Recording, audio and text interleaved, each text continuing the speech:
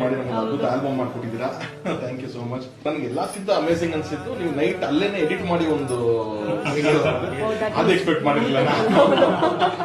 I think that was best birthday